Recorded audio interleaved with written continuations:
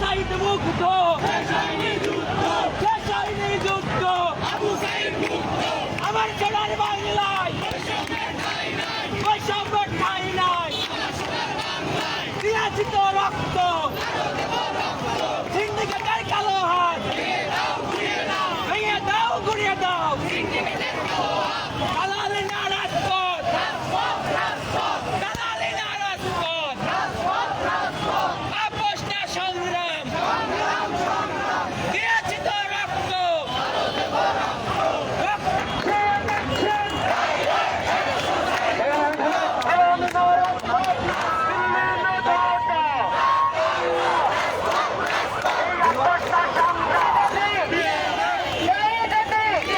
ওখানে আমাদের স্বাস্থ্য মন্ত্রণালয়ের ঊর্ধ্বতন কর্মকর্তা ছিল, প্রায় 1 ঘন্টা 37 মিনিট তাদের মিটিং হয়েছে এবং তাদের কয়েকটা কন্ডিশন দিচ্ছে তারা আগামী 7 দিনের মধ্যে আমাদের দাবিগুলো মানিয়ে দেবে। কিন্তু 7 দিনে কতদিন পোলাপাইন দেখছেন যে স্লোগান দিচ্ছে, আসলে 7টা দিন যে কতদিন আমরা জানি না। মন্ত্রণালয় আমাদেরকে একদম ওই 12 বছর আগে থেকে রেজলিউশনের পর রেজলিউশন, এই ধারার পর ওই ধারা আমাদের একইভাবে ধারাবাহিকভাবে দিচ্ছে, কিন্তু আমাদের কোনো কাজ হচ্ছে না।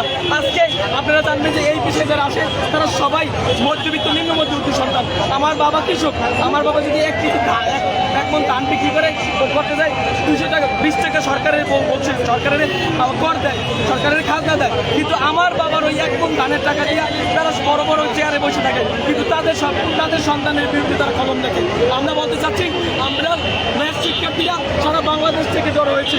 আমাদের গতবার আমরা আশ্বাসে চলে গেছি, এইবার একটাই কথা, একটাই দাবি, এইখান থেকে যেই দপ্তর আমাদের 16 বছর কথা শোনে নেই, ওই দপ্তরে বসে আজকে আমরা কোনো কথা বলবো না। 16 বছর যেই দপ্তর কথা শোনে নাই, ওই দপ্তরে কোনো কথা হবে না, কথা হবে এই রাজপথে।